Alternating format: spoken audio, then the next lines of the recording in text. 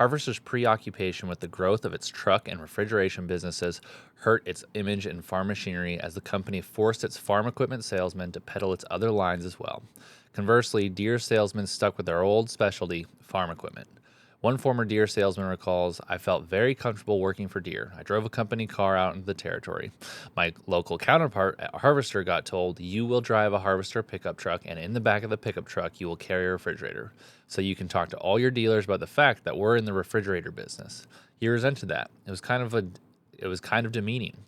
The upshot was Harvester failed to win the hearts of its dealers, just like Deere did. But Deere also relinquished its market leadership because it failed to meet the American farmers' post-war demand for bigger equipment. Stanley F. Lancaster, a former executive in Harvester's farm equipment division, admits, "We were slow and dumb. Our strength was so predominant. We thought it always would be that way, regardless of what we did."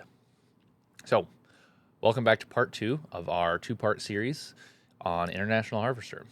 Last time we sat down, we chatted about International's rise to the top of the machinery world, their continued diversification in other businesses, and the eventual rise of their major competitors, John Deere and Caterpillar.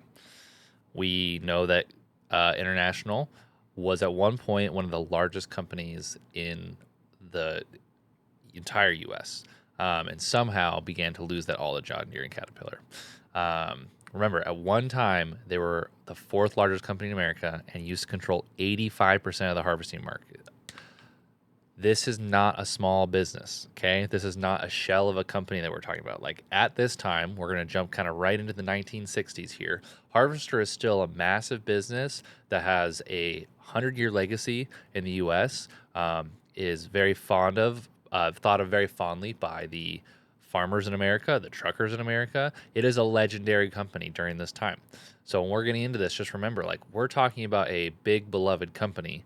Much as how we would all think of John Deere today, that's what International was. There are people who genuinely just loved the company, and there was a lot of love and respect for it. While at the same time, the entire financial marketplace was saying, hey, we don't know much about International's future. So let's zoom back into where we were. So World War II came and went.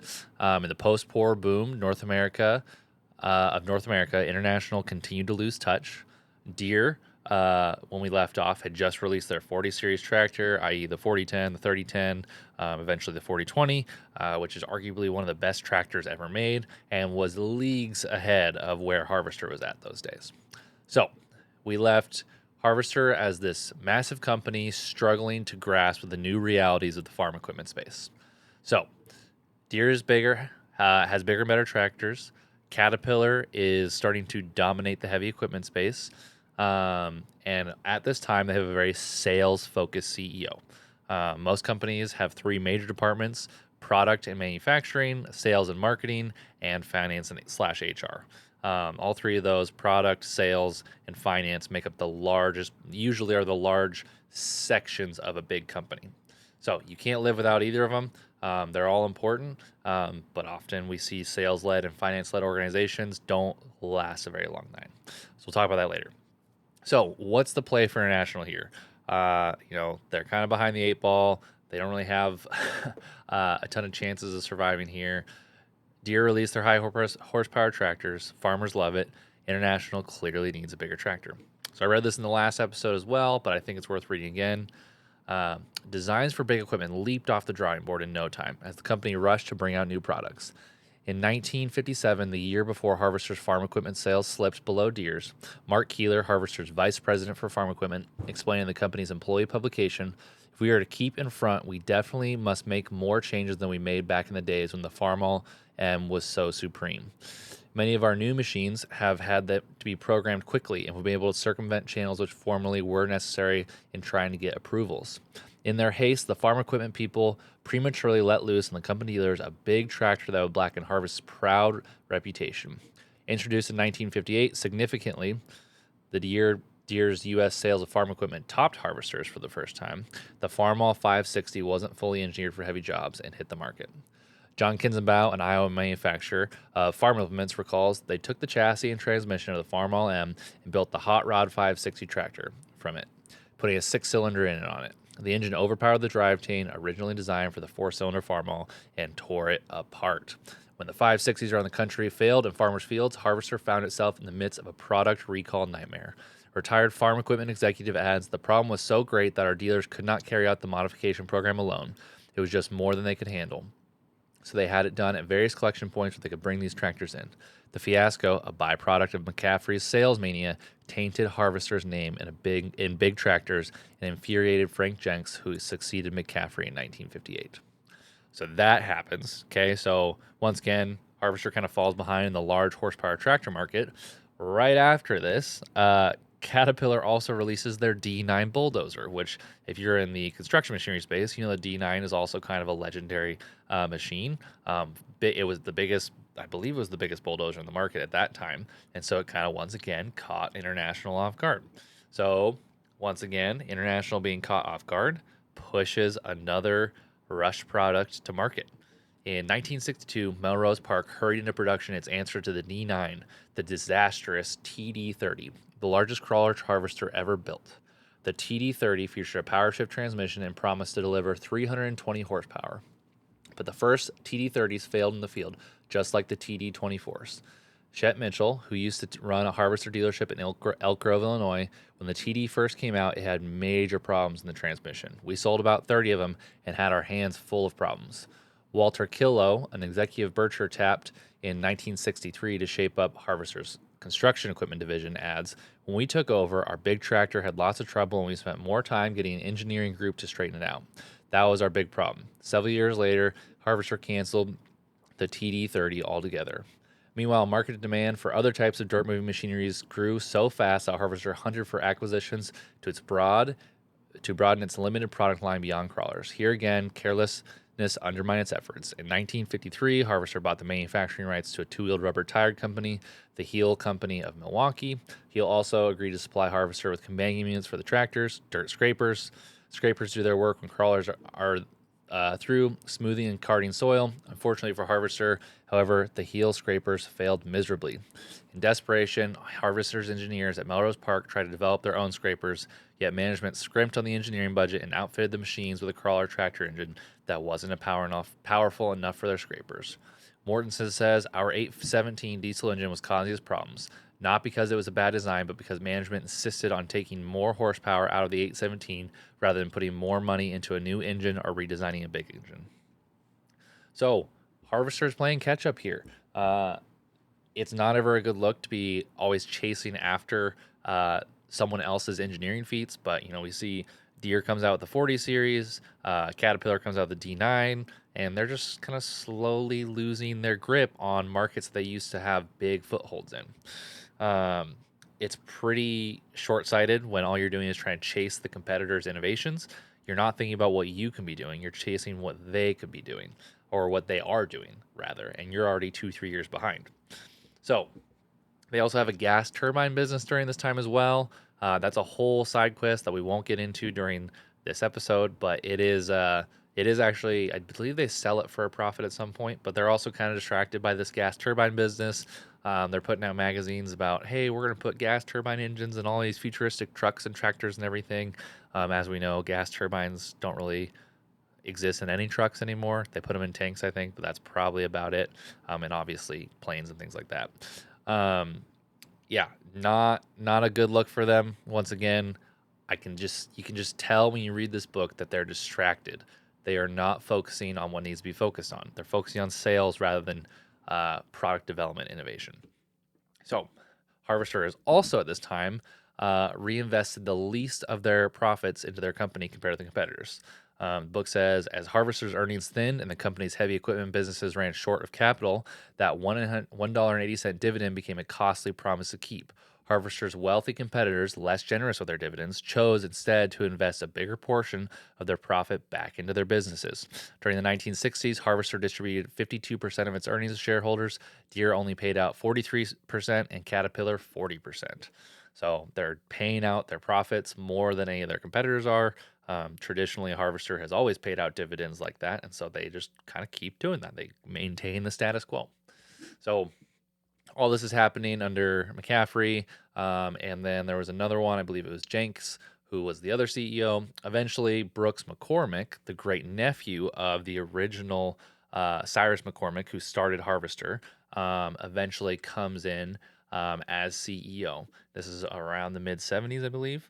And Harvester's still in catch up mode. They're still trying to figure out what the heck are we going to do with all these business notes. And Brooks McCormick is like, I don't want to see this fail. I want to figure this out. But journalists are saying back then, overall, Harvester's farm machinery business did well in Brooks McCormick's time, but Deere always fared better. One journalist has covered the industry for more than 2 decades, observes. In the process of trying to play catch up, Harvester has come with some very good products and some very good programs to build a stronger, more deeply competitive business oriented dealer organization. Unfortunately for them, Deere was also always one step ahead. I've gone to countless meetings that Deere had for new product unveilings. They get the latest Harvester model on stage and tell the audience, look at what the competition now has in the market in response to our model XYZ. It looks like a pretty good tractor, and has come in the market just in time to say goodbye to our model XYZ, the one it was in the answer to, and say hello to our new model XXX. This happens over and over again. Basically, Deere is always a little bit ahead of Harvester. Harvester's coming out with a new model, and as soon as they come out with a new model, Deere's just like, hey, we've got this thing. So yeah, playing catch up. So it's a rough few years for Harvester. They seem to be taking hit after hit. Brooks McCormick is continuing to try to lay the groundwork for Harvester's revival. I know he doesn't make big changes, but he starts to shift some management a little. He tries to shore up the organization a little. I believe he decentralizes things a little more to make each department more efficient. But overall, it's not the best time. It's a little better than it was a few years ago, but McCormick still hasn't really ironed out all the problems yet. So McCormick searches for a new CEO, someone more capable than him to right the ship. He eventually finds McCardell, I don't know how to say that properly, and gets him appointed as CEO. It was meant to be the beginning of Harvester's revival. McCormick laid the groundwork, and McCardell is meant to take the reins and carry out the rest of the plan. But we all know that's not really how the story goes. So McCardell takes office. He's trying to shore up this organization. He comes from Xerox. He has some company background, and he really wants to. I don't even know the best way. He's an optimist. He wants the company to survive. He wants to be new. He wants to be innovative. He's always been searching for a role, kind of one step up. And so Harvester, he actually gets offered the job from Harvester a few times, but continues to turn it down. Eventually, they pull him in with some really good stock bonuses. He gets paid a lot more money than most executives at the time. There's a bunch of stories about it in the book. Highly recommend go read the book. Anyways, he is here to shake things up and to continue to hopefully bring Harvester into its renaissance period, aged like a fine wine per se. On one hand, McCardell starts focusing on cutting costs, and on the other, investing in new technologies, all while dancing around the union issues that have plagued Harvester this entire time. The book says, unwilling to antagonize the UAW at the outset, McCardell zeroed in on the indirect costs first, using layoffs, and offers an early retirement to 2,600 middle managers to cut Harvester's salaried workforce. He also set an example for his group presidents by trimming 150 employees from his corporate staff of 1,300. The group of presidents each hired outside consultants to help fray out excess labor in their operations. Explains James Boyle afterwards, our people didn't believe our numbers, that there was a 300 million excess labor costs in North America alone. So Archie told him to go, Archie being McCardell, and get their own consultants to do their own quick and dirty study. Sure enough, their consultants came up with the same kinds of problems and potential savings. Then we began to get believers. You got to hear this. They need to know their business. Harvester clearly does not know their own business. They're spending way too much on labor, and they're having to hire outside consultants. When you have to hire an outside consultant to identify big issues like $300 million in excessive spending, like that's a big deal. So the book continues on. However, nothing appeared more crucial to Harvester's future than a $200 million plus investment spearheaded by the Agriculture Equipment Group president Ben Warren in a new line of high horsepower farm-all tractors. That investment was our bread and butter, declares one former executive. If you didn't do it, you might as well forget the business. In development since the early 1970s, the tractors capped Brooks McCormick's old campaign to topple Deere from the first place. As a former Harvester director, farm-all was the most important investment McCardell made. After World War II, Deere had walked away with our lunch in the farm machinery business. to the point where they passed us in market share in tractors and combines. This was really catch-up ball, so that we could be in the same league as Deere instead of watching continued erosion of our market share.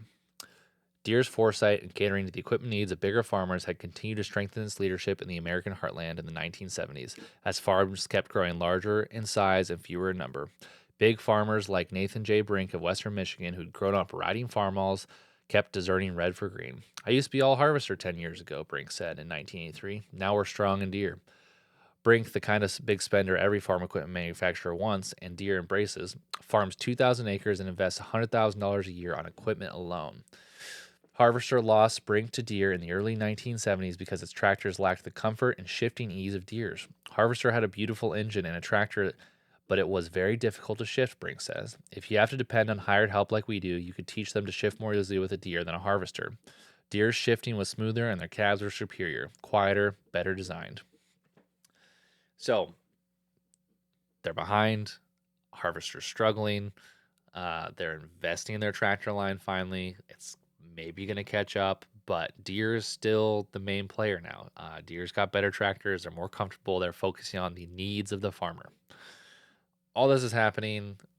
That's the equipment and investment side of things. That's a whole massive category that definitely was not helpful. But at the same time, there was also widespread division in the company, infighting, biases, silos, and all the things that point to dysfunction as a whole. Anytime you have a massive infighting in a company that's not working towards a similar goal, typically what we call silos in the business world, it is almost always a very telltale sign that this company is going nowhere good. Very rarely do you see companies that were once disunified somehow figure it out. I don't have many examples of companies that are around today that worked past like massive internal divisions. And that's what Harvester is struggling with right now. So the book says, elsewhere in the company, clashes between Harvester veterans and newly recruited technical experts hobbled McCardell's crusade for technological leadership. A farm equipment engineer says Archie has been in a business where, with a single concept, a different way of doing the same thing, the competition could be leapfrogged. But look at the cost of tooling a copying machine versus tooling for a 200 horsepower tractor. You don't change the technology that easily. John Ulrich, a research engineer and technical manager Robert Potter hired from Ford to head Harvester's proposed science and technology laboratory, adds, you look at a tractor, or a combine, or a truck, and they aren't just a single technology, but thousands of little technologies. You might be able to get an advantage in some of those technologies so that you can make a certain part of that apparatus significantly cheaper or provide more features to the customers. But many people had the idea that it was going to happen overnight and that it was going to turn the company around. And that takes a long time to develop that technology. Just to develop one of our products today is perhaps a 3-4 year design cycle from the time you design it to where you're actually selling it. Besides, Harvester veterans facing highly competitive and mature markets for their equipment doubted their customers would pay more for exotic features they didn't need. W.N. Barney White, a veteran truck manager, remembers arguing with STL recruits. I'd ask, how much more fuel economy will I get with that feature? How much cheaper will the truck be if I put that on? And how much easier is the truck going to be to drive? They'd say, it won't help fuel economy one bit, it won't be cheaper, it will be more expensive, and won't be noticeably easier to drive.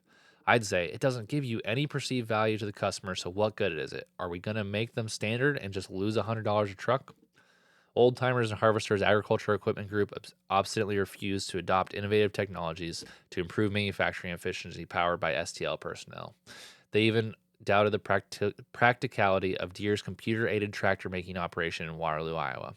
Deere's Tractor Works, a modern 1 million square foot complex of 7 billion buildings situated on 1,300 acres of rolling farmland at the northeastern edge of Waterloo, had been praised by experts as one of the nation's finest applications of computers to manufacturing.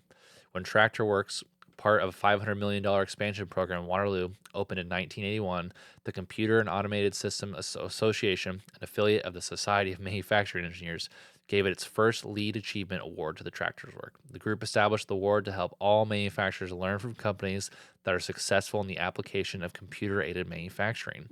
A system of interlinked mini computers is the taskmaster, governing all stages of the Tractor Works operation. The factory's host computer receives dealer orders from Deere's central computer in Moline and routes them to the minis scattered throughout the plant.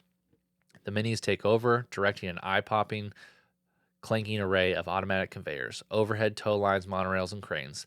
The minis control the receiving, inventory, and storage of parts, components, and raw materials. They keep tags on all employee VID cards and supervise their work through periodic check-ins.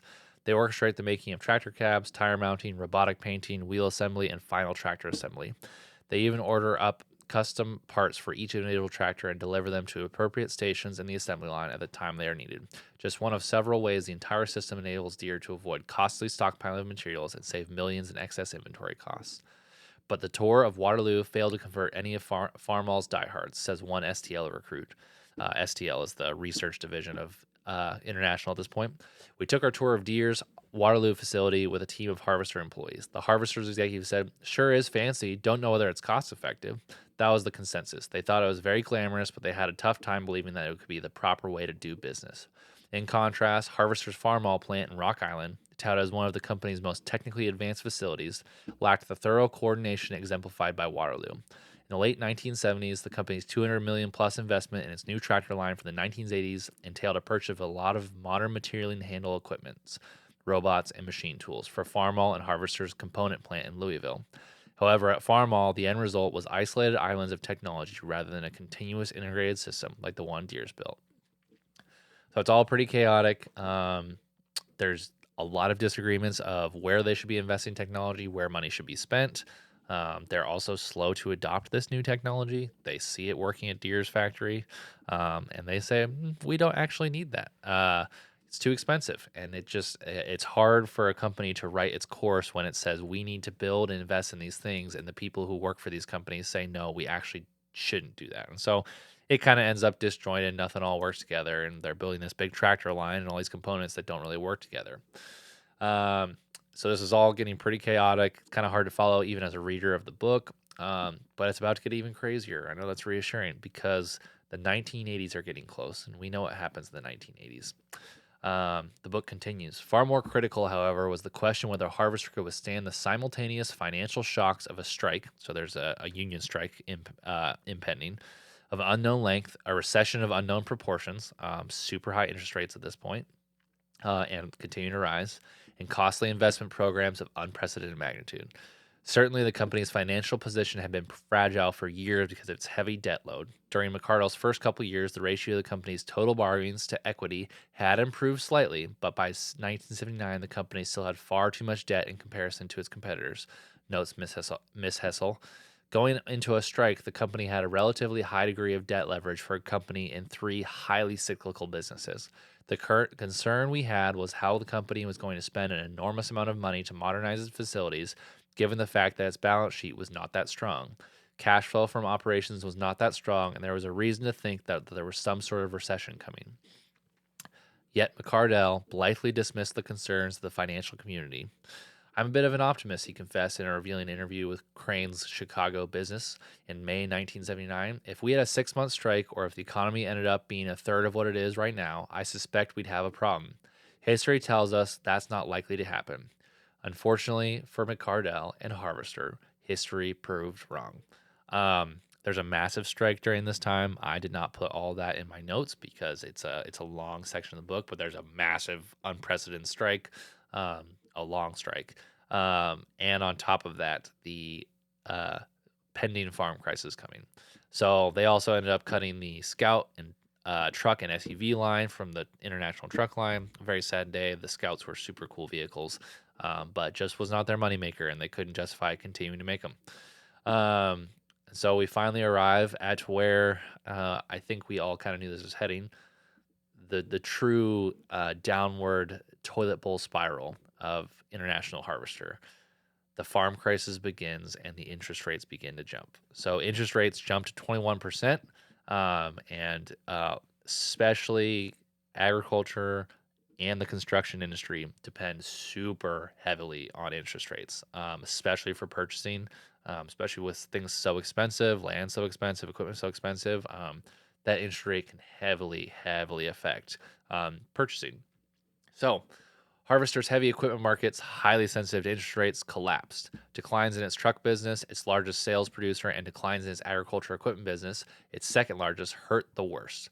Unit sales of medium heavy-duty trucks in the United States slipped to a 22-year low for the last 3 months of the calendar of 1980, while unit sales from big farm tractors and combines dropped to their lowest fourth quarter level since 1977.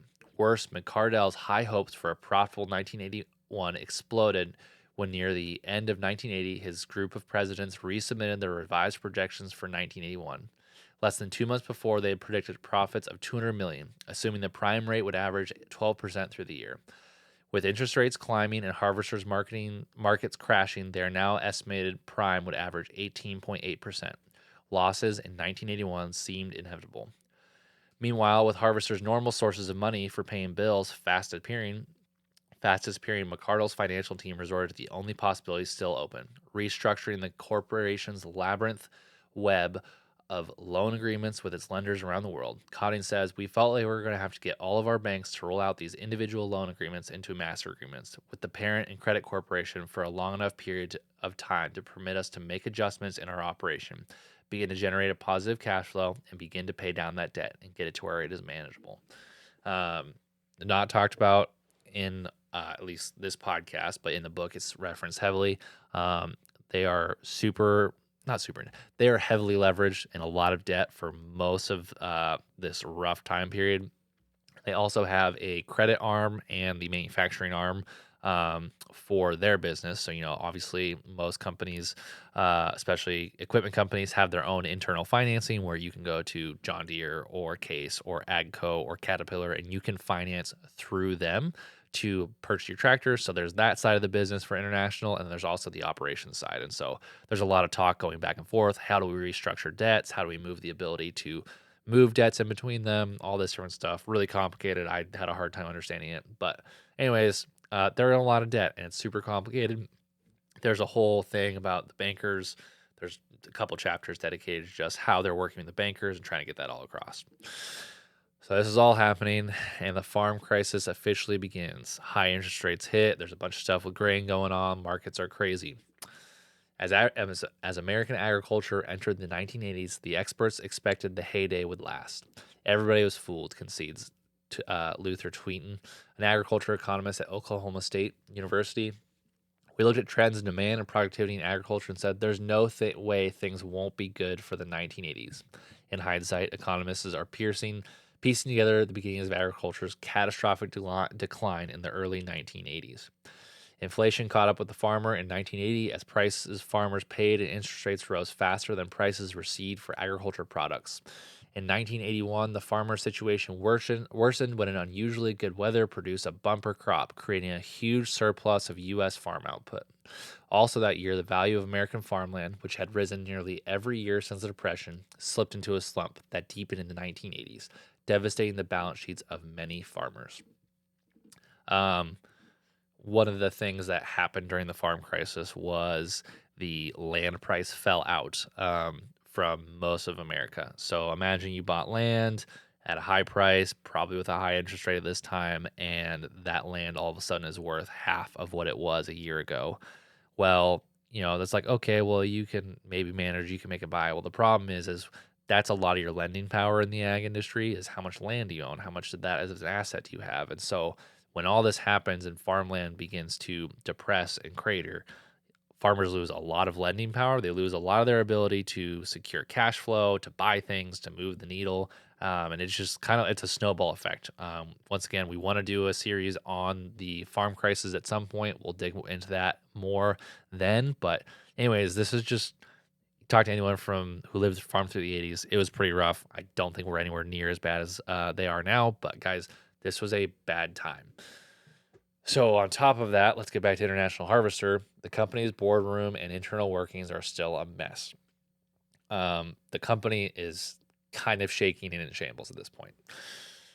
Roughly half the directors involved at the time refuse to discuss their complicity in Harvester's downfall.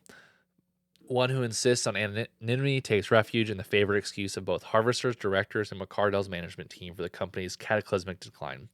None of us estimated, not just the directors here, but in business generally, just how deep the recession was going to be. Only a few publicly admit responsibility. One of the few, Mary Garst, reflects, "There were some things I missed, little warning signs that I could have been cognizant of a little earlier than I was.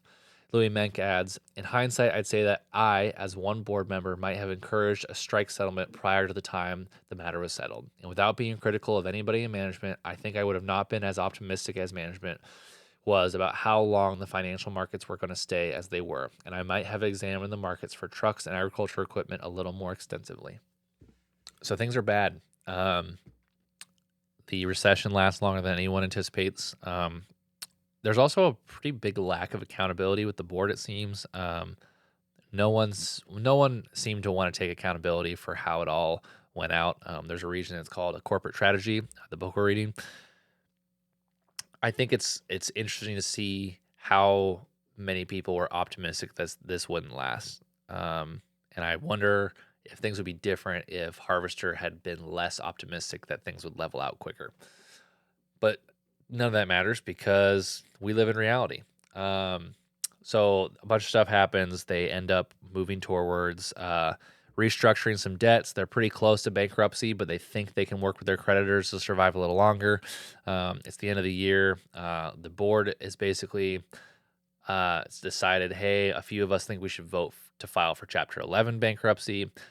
Cardell, who's still CEO at the time, pushes through a plan that will help restructure some debts, sell off some smaller parts of the company to keep everything afloat a little bit longer and help them get out of it. Harvester's fate hung suspended for 6 hours in the evening of December 1st as the directors struggled to make the most critical decision in the corporation's history.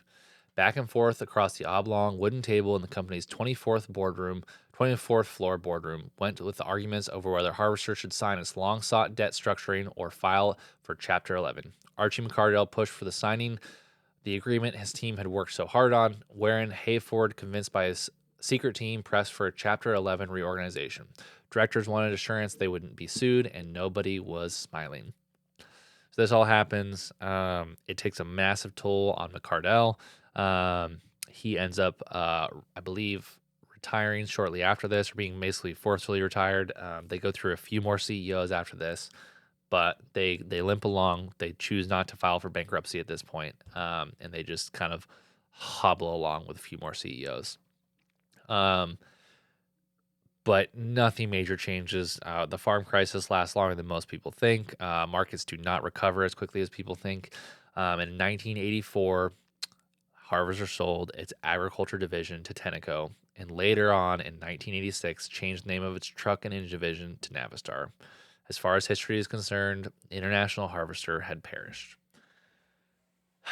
We know that Tenneco, I believe, also owned J.I. Case, so International and Case all kind of get lumped together and eventually become Case IH, which is what we know of today. Kind of all shelves of the company they used to be. Not the same companies, but that like specifically Case IH has been shuffled around a lot. They're owned by, I believe they're owned by what's it called? I mean, obviously they're owned by C&H as a whole subsidiary up top. But then above that, it's the same company that owns Dodge and Chrysler and Fiat and all that stuff.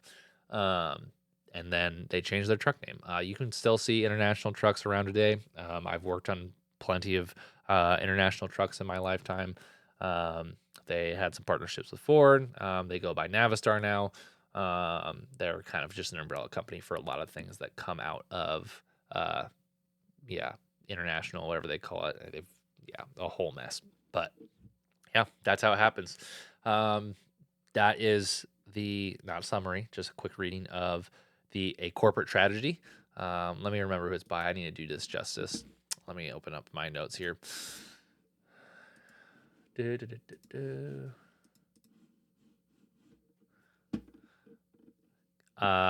This book is by Barbara Marsh. So this book is by Barbara Marsh, A Corporate Tragedy, The Agony of International Harvester Company.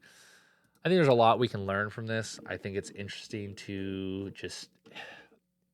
see a giant fall the way they did, especially if you read the whole history. There are two biographies on Cyrus McCormick as well that I would love to read, but like International had their heyday. Like they were a legendary company. I think it's easy to forget now because they are lumped in with Case and they are still very much second place in the ag equipment industry. But as a whole, like International was the dominant agriculture business, or yeah, I'd probably say agriculture business. Like if you're thinking of capital expenditure in the ag industry, I'm sure there was a pretty decent chunk of time where minus land, like equipment was the most expensive part of your operation. Obviously, inputs have soared a lot since then, but international was a behemoth. 85% of the harvest market. I like keep bringing it up because there's a lot of people saying that we need to break up the monopolies in agriculture. And I'm not saying that that is off the table. I'm not saying I disagree with that. I'm not saying I agree with that either. But I'm saying that this is not the first time there have been large businesses in our industry that have almost total market control. Like, this is not the first time. So I think it's helpful for us to remember that even the largest companies, um, with or without maybe a little bit of government, can still fall.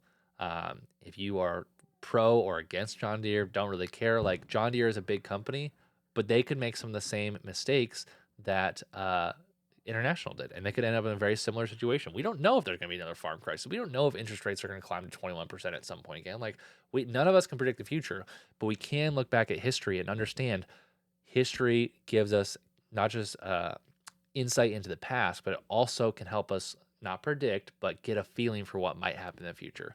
That's why I love reading these books. That's why I love this history. It gives us a kind of little doorway into the past while also allowing us to glean and take that knowledge and say, hey, this could happen in the future, and also learn lessons. And so there's a couple lessons that I took away from this book that are prevalent in a lot of the business books I read, a lot of the biographies I read, but I think it's good for us to talk about. I think International is first and foremost a victim of its own success. What do I mean by that? International was the biggest at the time. And if you are the biggest and you're the bad player or the big bad player in the market that's going to, make sure you're always in first place, it's very easy to become complacent because you think, oh, I am in charge, which means I got it good. Um, it doesn't usually last long. Anytime you think that, you begin to get complacent, you begin to slip. A smaller competitor, is going to come up behind you, and they're going to kick you while you're not down, but while you're standing. They're going to kick you in the back of the knees. You're going to follow your knees. You're like, oh, who did that? Oh, my smaller competitor that I wasn't paying attention to because I was gloating in my success. So, here's some things that I think led to that, the downfall based on their success. First and foremost, if you read the whole book, there's a lot of talk of tradition and people who have been at the company for a long time, and there's a harvester way. You do things the harvester way. And that's totally fine to do things your own way if it has a proven track record of success and not just, well, we've always done it this way, so we must keep doing it. Like, where's the proof? Do you have proof of that success? So I think that emphasis on tradition and heritage probably didn't work to their advantage because when new people came in with new ideas, they would push back on them, say, hey, no, we don't do things that way. That's not how we do it. That's not how we do it. That's not how they used to do it. And that comes up over and over again where someone new comes in with good ideas and they have to fight to get these things done. Um, the new guys are often not given the credit they're due just because they haven't been there that long. I think the next thing that kind of follows along that, they lacked focus because of that.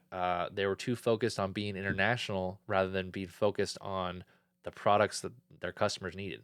Deere won because they knew their customers. Deere won because they focused on the products they knew their customers wanted.